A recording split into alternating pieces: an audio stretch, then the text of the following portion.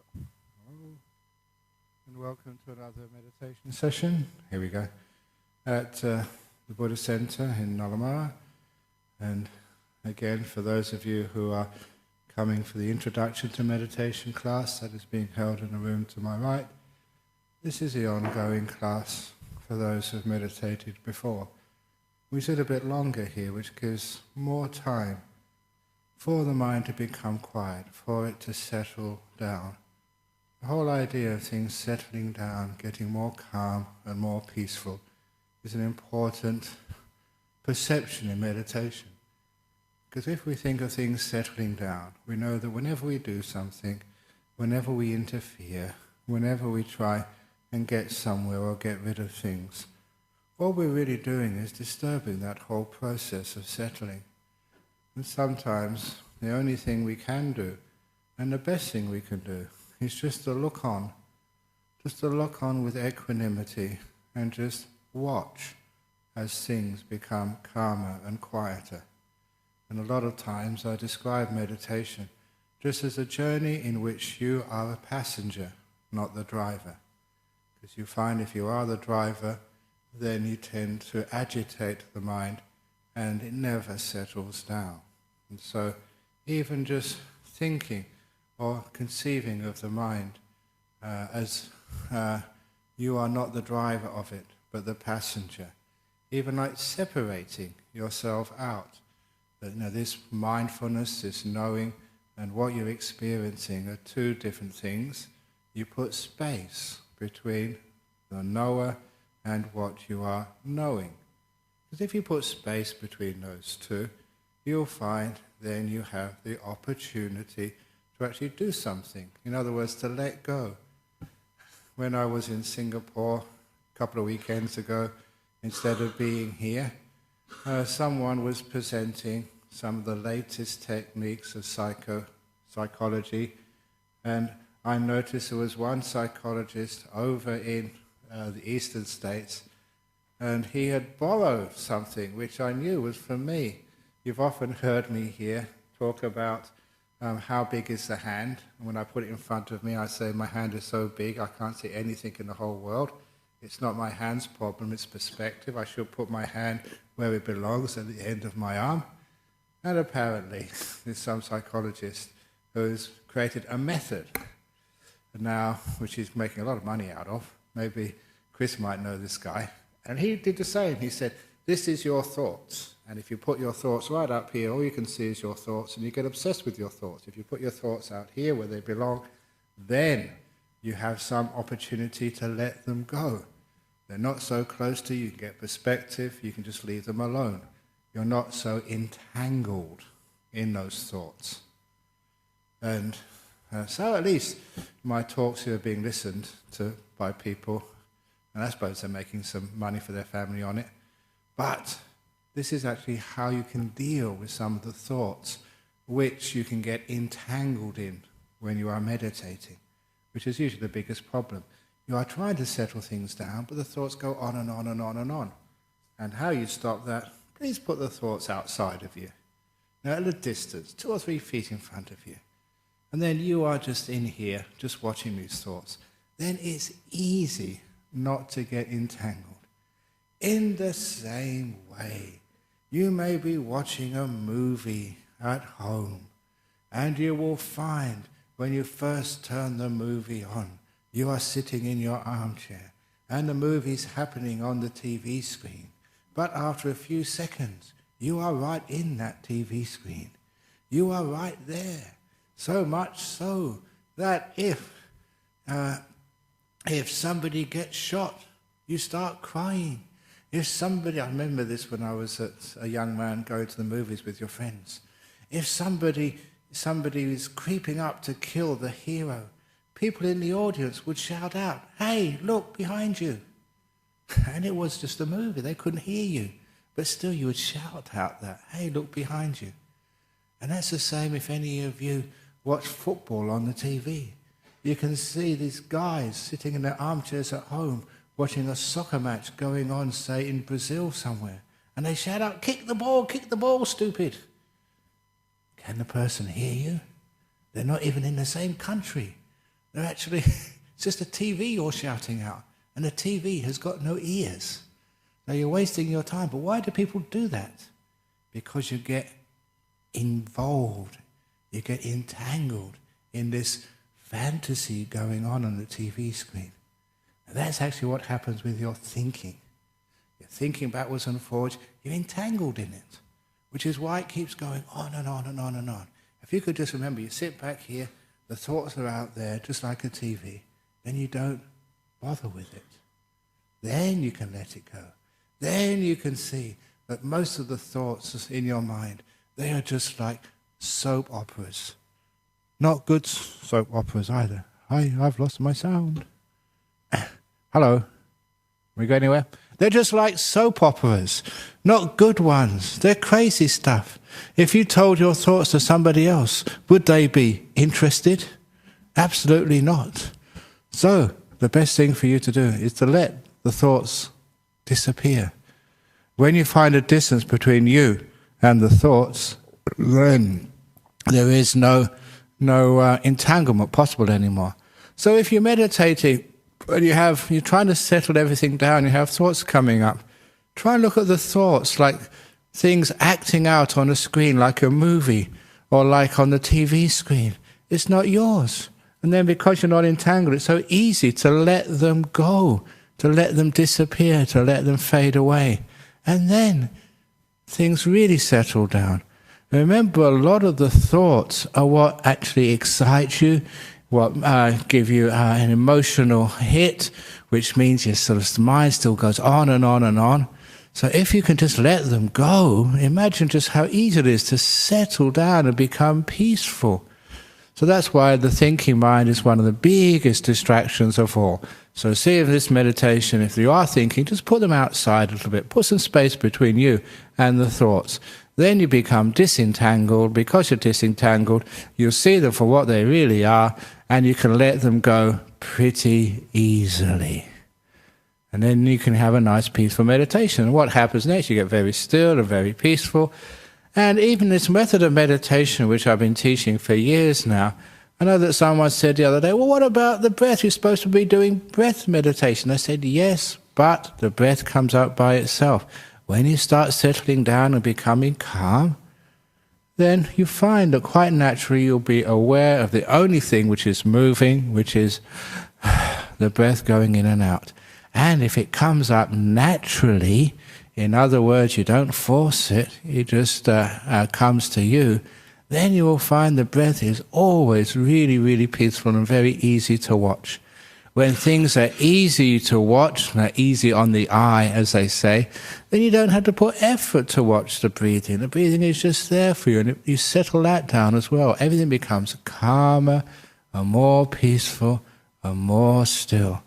And if that's what you do, you soon start to enjoy the peace. I say enjoy the peace. It has a certain pleasure to it. And I love people noticing the pleasure of just a peaceful mind. If you notice the pleasure of a peaceful mind, then that peaceful mind stays with you for a long time. It doesn't go anywhere because you are enjoying it. And once you get to that stage, the enjoyable, peaceful mind, everything else goes very quickly and very peacefully and very smoothly. So that's actually how we're meditating. So having given you that one little piece of advice today of trying to put some separation between you and your thoughts when you're meditating, and then you can find you can let them go pretty easily. Now we can actually give it a try to get some meditation actually going. So if you're not already in your meditation posture, sit down, adjust your body, get your bottom just in the right place, close your eyes, and now we can meditate.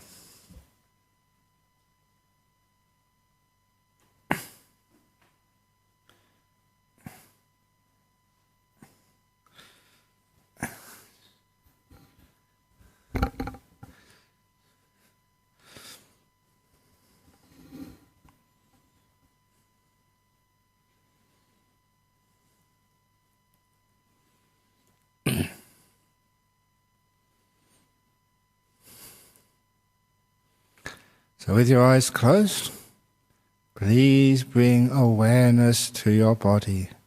Just ask the body, how are you feeling? Is there anything I can do for you? to make you more comfortable.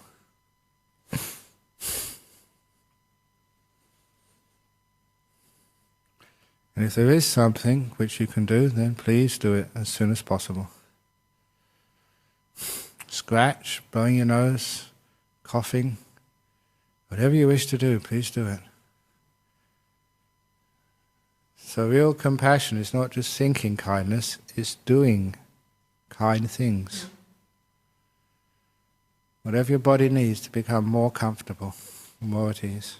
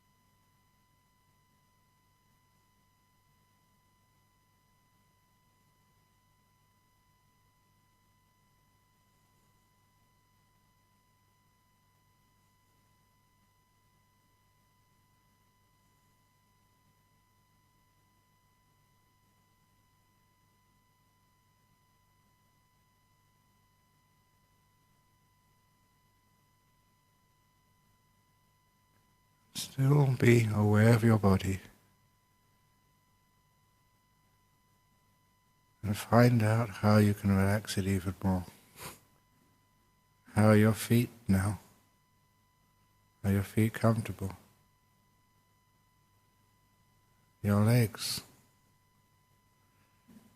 Be aware of these parts of the body and you relax them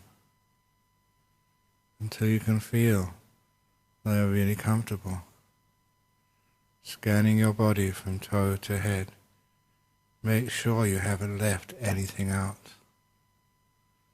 Your bottom sitting on the chair or the cushion. How comfortable is it? Move it if necessary. Your waist. your chest, shoulders. You review every part of your body. Your arms and your hands, can you feel them? Do they need to be rearranged?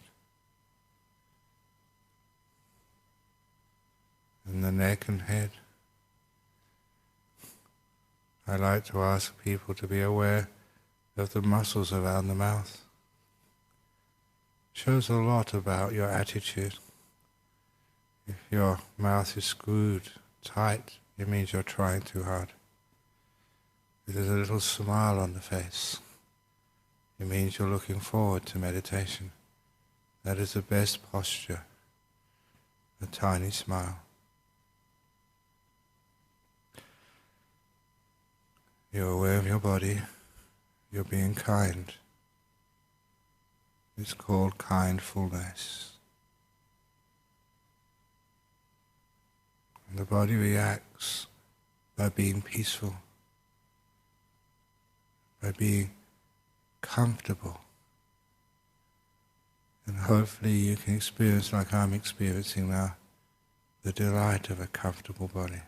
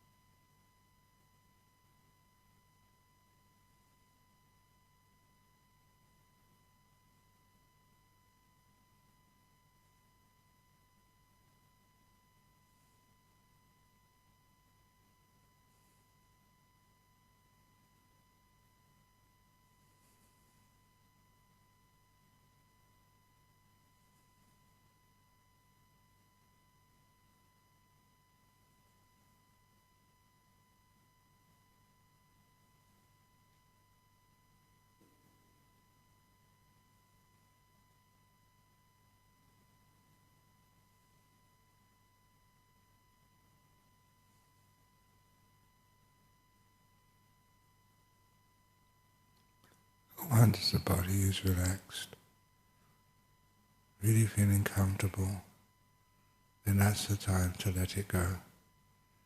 By focusing on the body so much, it helps weaken the thoughts, settling the mind by settling the body. When you let it go, You can now settle the mental world. And if there are thoughts in the mind, put a distance between the thoughts and you.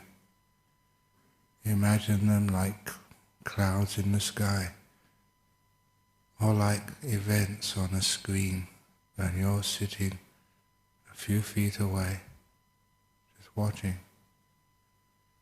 unentangled, not part of the thoughts, as you're not part of the movie.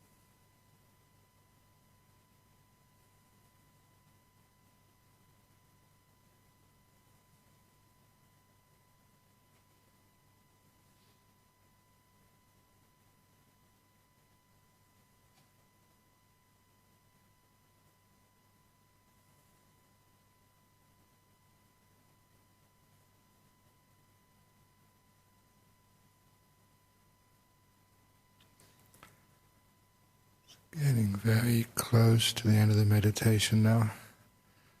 How do you feel? How peaceful are you?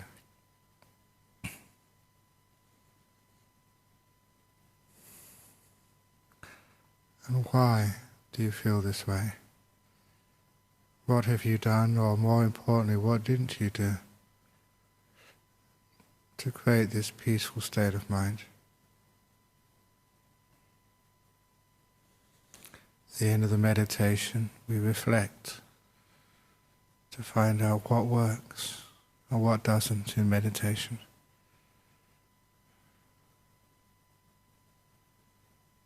And also to gain the insight based on experience, to know what peace of mind feels like, the bliss of contentment.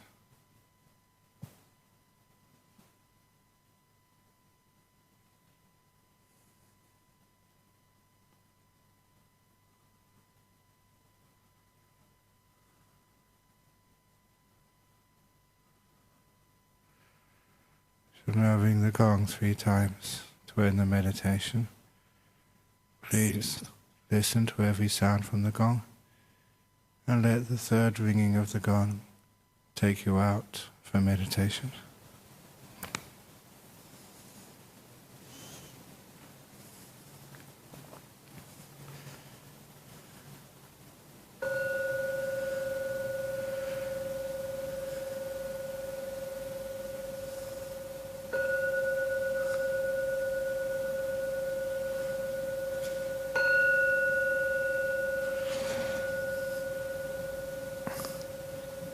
Very good.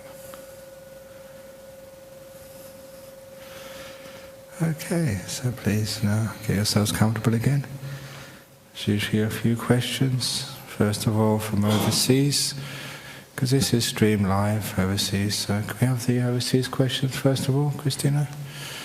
And there we can see if there's any questions from our local audience. Here we go. Question 1 we have from Los Angeles, Romania and California. It's amazing because in California and Los Angeles must be how many hours different from here? It's almost 14 hours. So that must be about early in the morning to listen to us. We get up very early, Josh, in Los Angeles. You often spoke about controlling nerves during important exams at Cambridge. I'm sitting in a bar exam next week. The bar exam, is that where you have to test whether you can mix cocktails? No, I know what bar exam is, a lawyer. How can I use meditation to help me through the grueling exam? Okay, for those who haven't heard that story before, I learned how to meditate when I was 18. When I was 20, we had to do the final examinations in theoretical physics at Cambridge University, starting on Monday morning, 3-hour exam in the morning, an hour for lunch, 3-hour in the afternoon, the same on Tuesday, Wednesday, Thursday, Friday, and Saturday too. It was pretty rough. 6 days in a row, 3-hour in the morning, 3-hour in the afternoon. And instead of having lunch for the hour, I went back to my room, sat down on my cushion and meditated for half an hour. Really brilliant thing to do. And this is what happens. As soon as I sat down, the first thing which came into my mind was thinking about the exam I'd just done in the morning. And of course, we all know the exam paper is in. You cannot change it now. Right or wrong is too late. But even though logic and reason says, oh, let it go, can you let it go? Even a simple thing like that, no, you keep worrying about what you did in the morning examination. But because I had trained in meditation, I could let the past go. I've been training, that's what we do in meditation. The past, let it disappear. Why carry around things which cannot be changed? Just like the exams you've done in your life. I'm not talking about the ones on pieces of paper, the tests, the trials, the decisions you've made. Right or wrong, it's been done, you cannot change it now. Let it go. So the first thoughts which came up were to do with the past. I let them go. So I wasn't concerned about the morning exam. And then as soon as I let go of the past, the next thing which came up into my mind was the anxiety about the exam about to happen in half an hour's time. This was important. Final examinations at university. My whole career was said to depend upon this. Ha ha ha. If only I'd have known I was going to become a monk, I wouldn't have worried so much. But you never knew that. So the thoughts of the afternoon exam would come up into my mind, but I could let them go. Now is the time your future is being made. I said that many times. That's so reasonable and logical. I knew that if I was going to do well in the afternoon exam, I had to rest in the present moment. It's obvious, your brain was tired, it needed to energize. I could let go of the anxiety for the future because I had trained myself. So that's the next thing I let go of, all concern about the exam, which is going to come up in half an hour's time. And so I let go of the future, so I could be in the present moment. And the next two things which happened were surprising, but happens to many people. As soon as I let go of all past and all future, I became aware of my body, and it was shaking. And I never thought of myself as a nervous person. But this was an extreme situation, final examinations. I was actually shaking because of the nervous anxiety of the whole thing. But as soon as you notice what the body's doing, it's so easy to relax it. As I say, mindfulness of the body means you can relax the body. And only after about 5 minutes, the body had stopped shaking, was really relaxed. And the last thing I noticed in half an hour was how tired my brain was. You've done 3 hours of very, very tough questions. And your brain gets exhausted. But most people don't even know that. You're not aware enough. So busy with the past and future, worrying about stuff, you don't know what's going on in your body or in your brain. As soon as I realized how tired my brain was, I just relaxed it. And all the energy came back. I often say, even today, in talks to business, I just gave a big talk at the big oil company in Thailand, PTTP, a couple of days ago when I was over in Thailand. And just telling them, look, if you want to sort of compete in a very, very competitive business world, you have to have an edge. And your edge is you know how to relax. So 3 hours of hard work, which a lot of you do in your offices, your brain is tired, but you don't notice it, which means that your productivity goes way down. Because I realized my brain was tired, I just could relax it. And just sitting there in the present moment, just relaxing your brain, and all the energy comes back. So after half an hour meditation, I'd let go of the past, number one, let go of the future, which for me was a morning exam and the afternoon exam, relax my body, and re-energize my brain.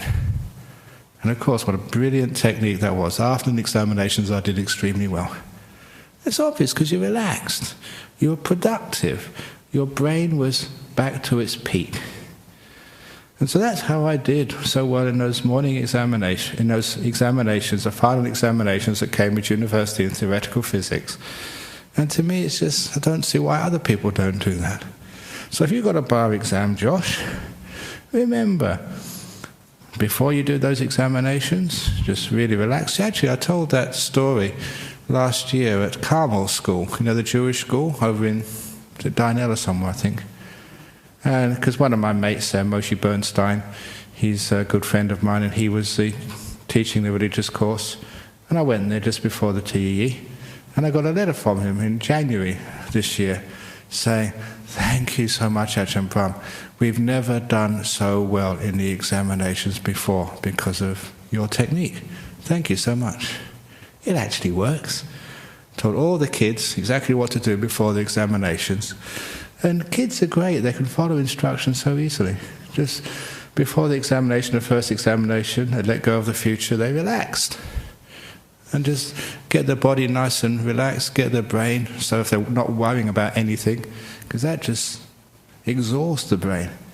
So many kids, they go into examinations, or Josh, you can go into examinations exhausted before you answer the first question, because of worry.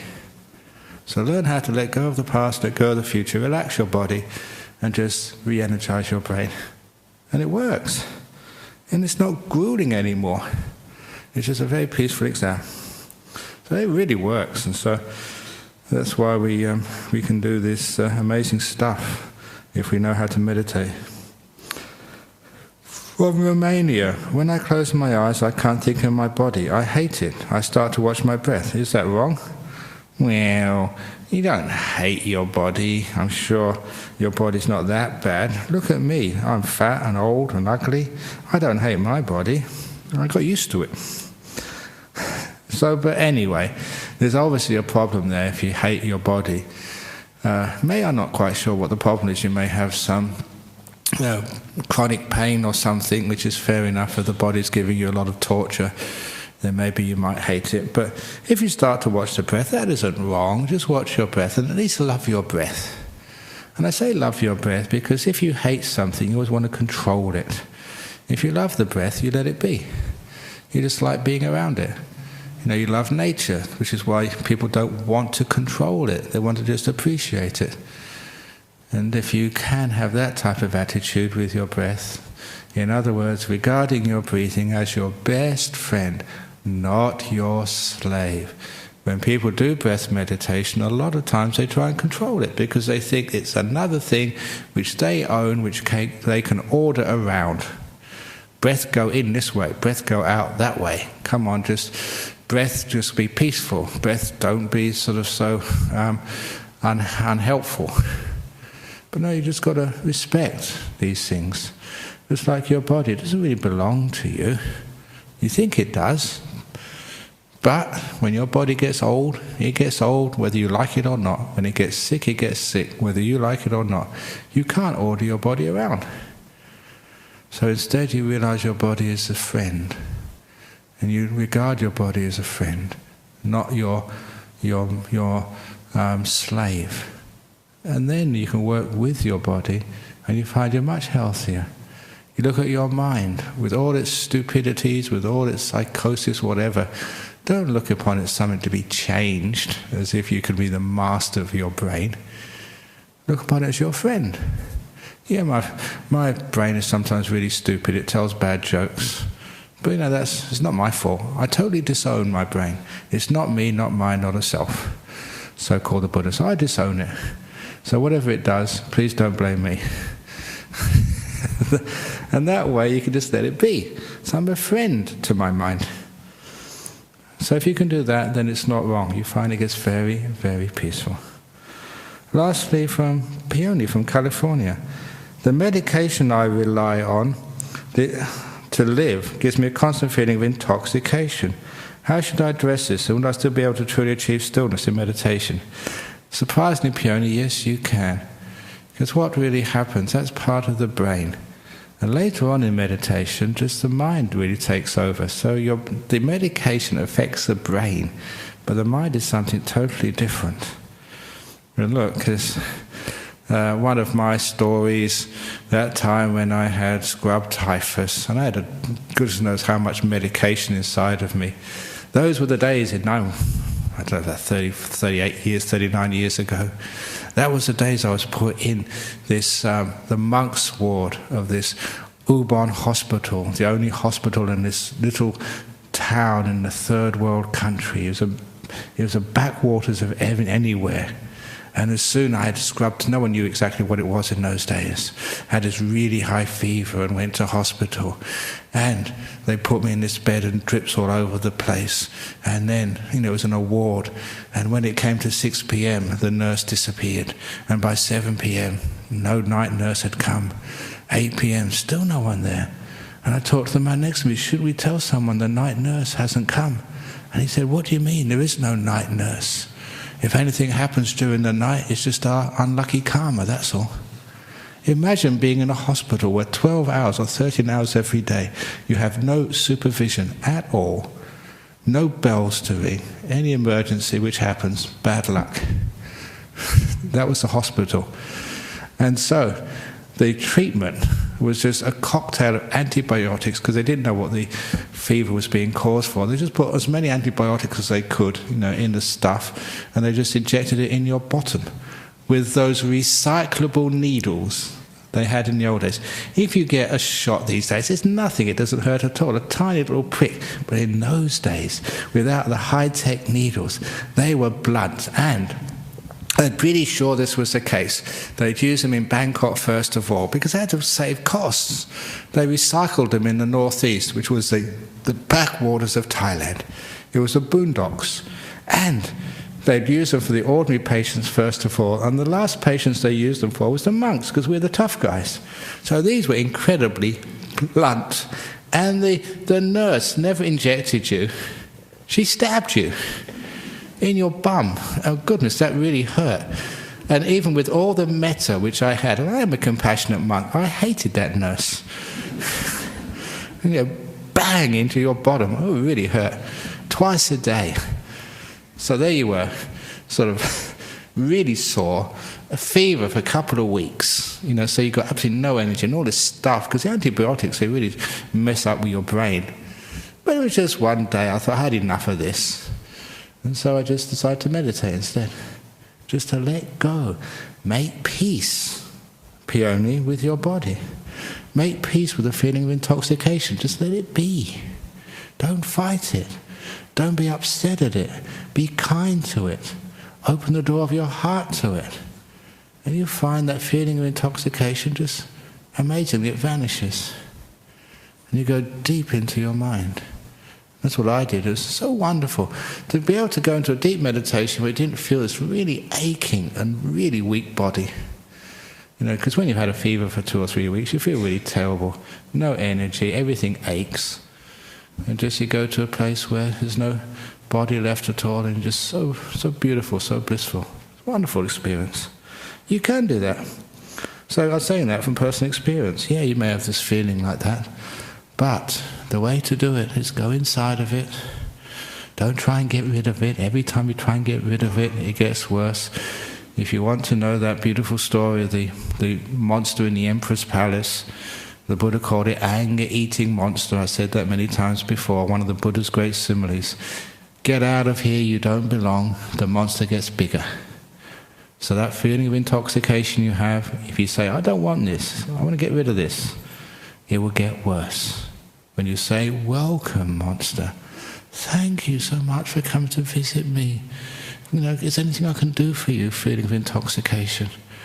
Then you find it gets less.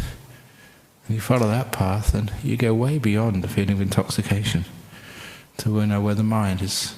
The mind doesn't get intoxicated, only the brain does. So yeah, you can do that.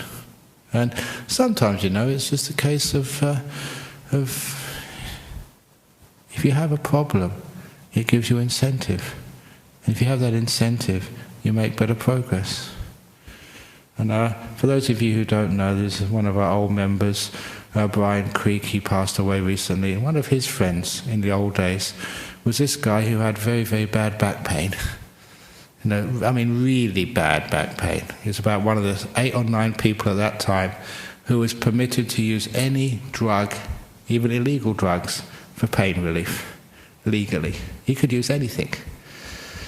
And because he said that in Osborne Park Hospital, where the pain clinic was in those days, he said they gave him a measure of what he was feeling so he could tell other people. And that was, he said, that his measure of pain, which they could check it, from brain scans or whatever, his level of pain was exactly what you would feel if you were having your arm sawn off, without any anesthetic. He was feeling that all the time. That was the intensity of his pain.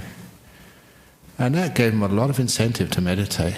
And I still remember him, when we used to, this hall wasn't built then, we had the hall next door, the community hall, and he came up to me with a big smile and said, I've finally done it.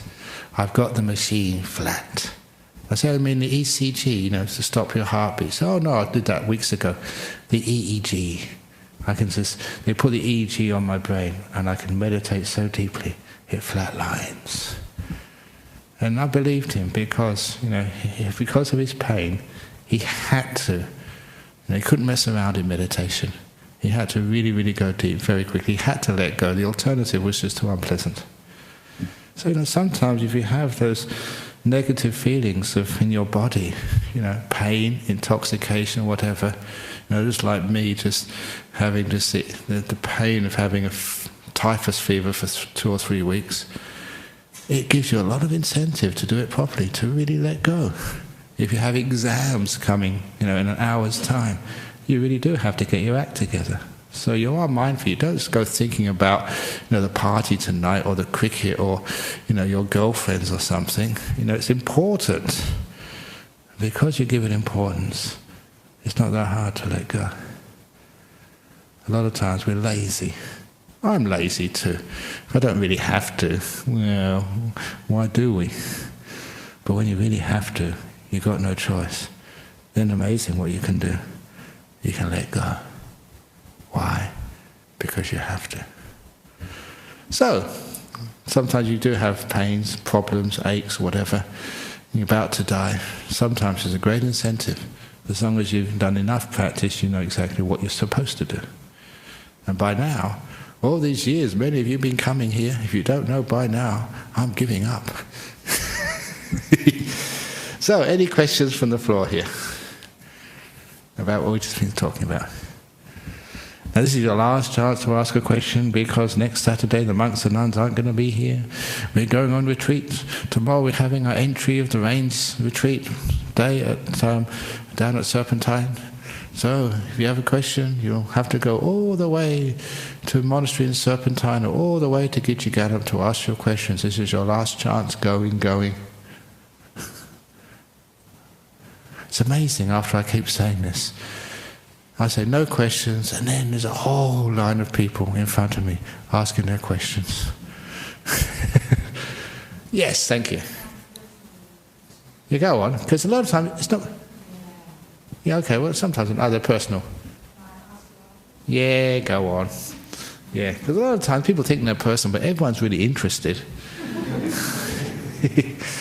Don't be embarrassed, because, your personal questions, everyone else has had before. Okay, so we'll finish off now then. And I wish you all we're still doing the meditation on Saturday afternoon here, but it will be with some of my talks and some other instructions which have been recorded, and other questions be answered afterwards. So please keep on coming for the meditation, because otherwise if you try it at home, and there's too many distractions, and I get this out of the way first of all, but once you're here you have to meditate. A bit of peer pressure is good for you. Okay, great. So let's now bow, and then we can ask personal questions.